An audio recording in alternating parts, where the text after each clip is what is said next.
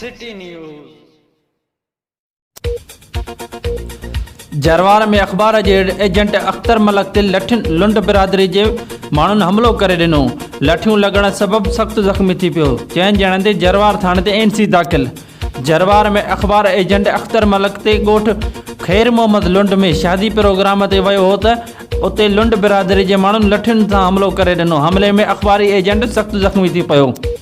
ज़ख़्मी खे जरवार थाणे ते वारिस खणाए आया, जॾहिं त जरवार थाणे ते 4 जवाबदारनि शाह मोहम्मद लुंड, दीन मोहम्मद लुंड, अब्दुर रहमान लुंड ऐं इल्ताफ़ लुंड मथां एनसी दाख़िल कई वई आहे।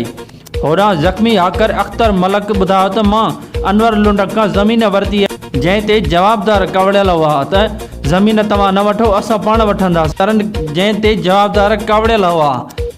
शादी ते पहुचण ते हुननि लठियुनि सां हमलो करे ॾिनो। होॾां जरवार प्रेस क्लब जे सदर सिकंदर बोज़दार ऐं सहाफ़ी अली गौहर गबोल SSP घोटकी खां मुतालबो कयो त हाकर अख्तर मलक ते हमलो कंदड़ जवाबदारनि खे फौरी तौर गिरफ़्तार कयो वञे।